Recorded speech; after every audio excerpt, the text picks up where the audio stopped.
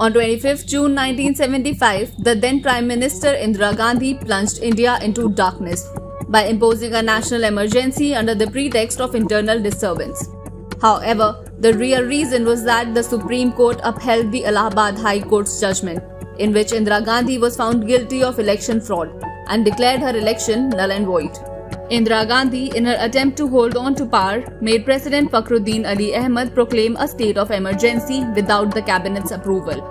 In fact, Indira had written to the president on a plain white sheet seeking to issue an emergency instead of the official letterhead. This is just one example of how Indira Gandhi abused her power and trampled on due process of law.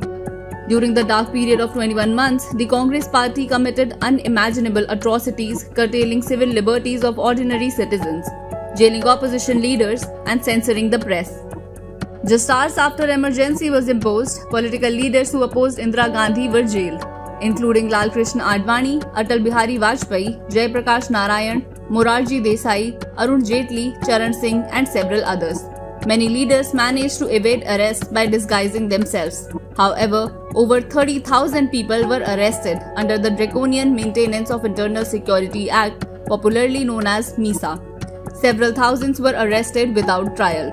Across the country, journalists and their families were harassed and arrested if they criticized the government. More than 250 reporters were jailed and newspapers were categorized as friendly, neutral, and hostile.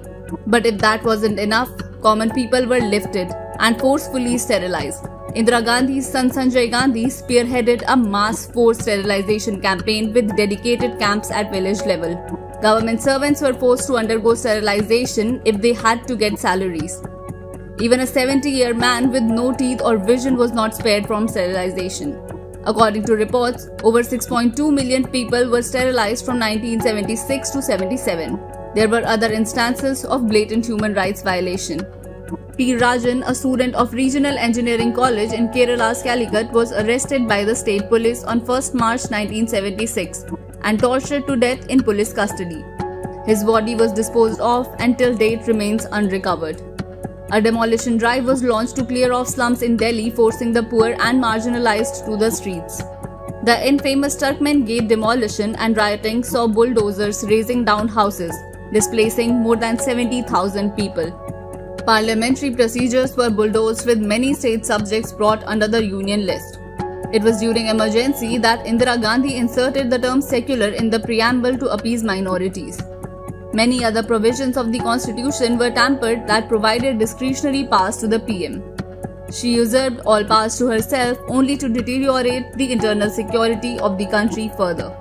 The democratic and federal character of India came under threat as Indira Gandhi imposed Article 356 and toppled several elected state governments. Even the judiciary was not spared, with the then Chief Justice of India A.N. Ray consulting Indira Gandhi even for simple matters. Indira Gandhi also superseded Justice Khanna and appointed Justice Beg as the Chief Justice of India, as the former was the dissenting judge in the famous habeas corpus case, in which the Indira Gandhi government argued that the citizens did not have the right to life and personal liberty when emergency was in proclamation. From bulldozing parliamentary procedures and overruling judiciary to censoring press, suspending civil liberties of people and jailing critics, Indira Gandhi turned Indian democracy overnight into a ruthless dictatorship.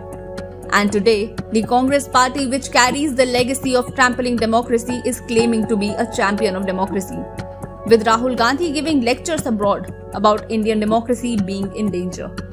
Dear Rahul Gandhi and leaders of the Congress party, you may forget your history, but the people of India will never forget. The people of India will never forgive.